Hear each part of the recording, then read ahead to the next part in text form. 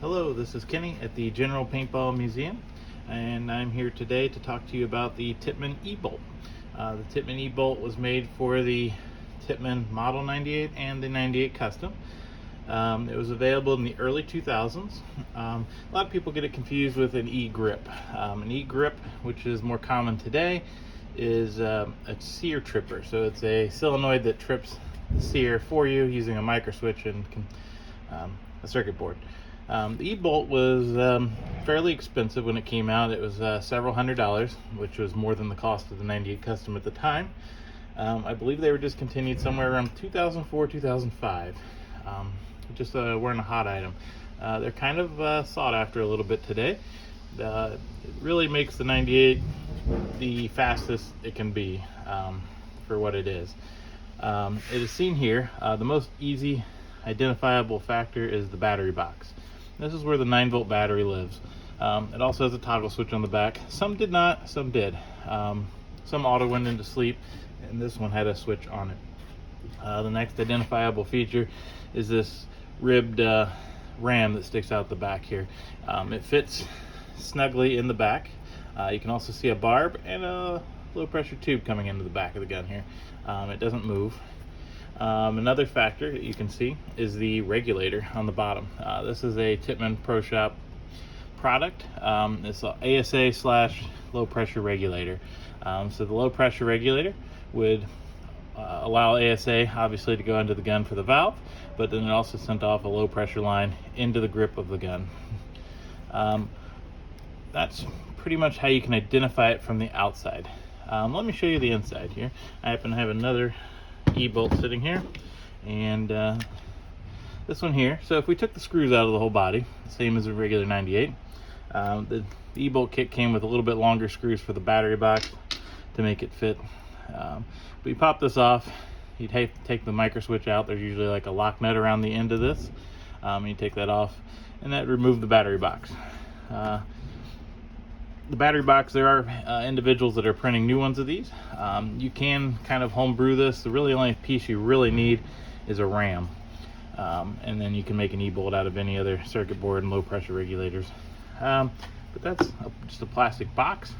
You have your 9-volt hookup and your micro switch, and they would feed through the slot here just to allow you to open the gun shell. Opening the shell,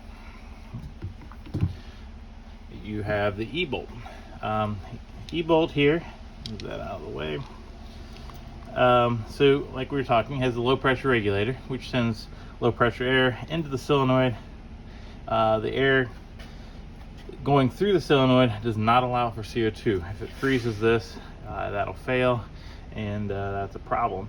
So you can't use CO2 on these. It's a high pressure air gun only. Then you have the circuit board the solenoid is mounted on. And then off the circuit board, you have a micro switch. People can upgrade these with lower pressure micro switches, all the way down to like 5 grams of pressure, which you blow on the trigger and it would fire. A lot of people do away with the trigger return spring that would be typically found right in here. This allows less resistance for the trigger pull to fire it. There are different aftermarket triggers that you can adjust and get rid of the slop out of it. But after the solenoid, the feeds up into the RAM, and instead of on a typical 98, the hammer is stuck back. There's a sear that's holding it, and when you release the sear with the trigger, it slams forward into the valve, shooting the gun. Simultaneously, it also moves the front bolt closed so you don't have air blow back up into the hopper. The E-Bolt works backwards, so it is spring return, so it always wants to be in the return position versus pushing forward. The pneumatic ram, when pressurized, rams it forward, and then it spring returns back. This allows it to be a little bit quicker firing than the standard mechanical versions of this. So the ram is just a slide-in part here. There's several variants out there. There's a hole in the top of the ram. This is for your linkage rod that links to the front. The valve can stay relatively the same. This is a low pressure valve.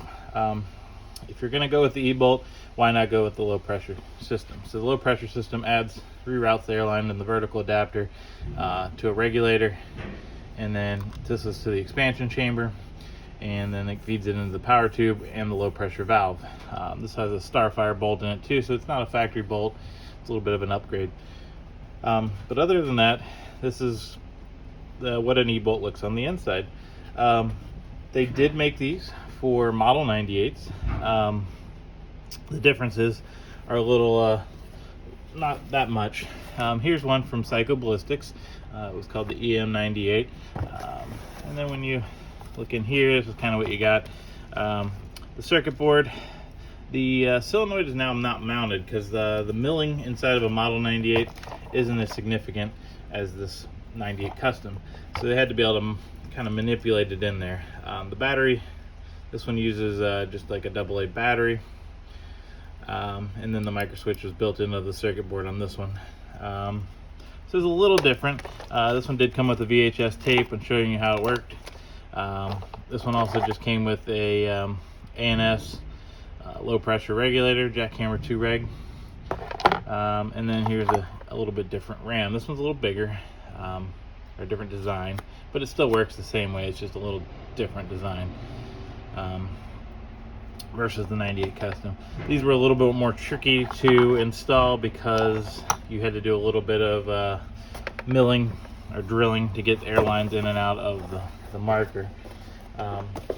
Other rams that you may see out there, this is another example of a different type of ram. Let's see here. They have two-way rams, so you have in and out, so you could upgrade it typically a little bit more. I believe this was just a modified from the standard ram, and somebody's come in and tapped and drilled and milled a little bit on it. But yes, that is the e-bolt in a nutshell. This one also has a center feed. The typical 98, the feed is off to the side and it hinges down with your feed neck. The center feed puts the feed right on the top of the marker. This orange one here has been drilled for center feed.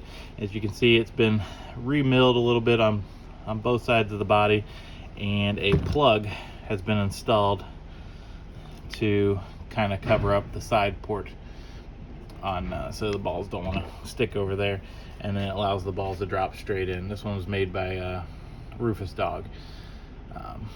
But yeah, and that's pretty much the center feed. Some people have seen that and had questions on how that works. It does require milling. I'm pretty sure you could 3D print this today. However, you'd also need to 3D print this little sliver of, this one looks almost like wood, but I'm pretty sure it's plastic of some sort. But anyway, that is the Tippmann e-bolt in a shell. If you have any questions, please reach out. I'd be happy to answer any. I did play at some events with this, and charity tournaments, and I was pulled for ramping a few times. This gun does not ramp though, it is pre-ramp, but it is a fast shooting gun. I usually run a Cyclone feed on the side of this. It keeps up pretty well with it, and also has the double trigger, the Palmer stabilizer reg, all great products. Overall, it's a fast shooting gun. It's not very efficient. It eats air for breakfast. So anyway, thank you for watching. Please like and follow us, and until next time.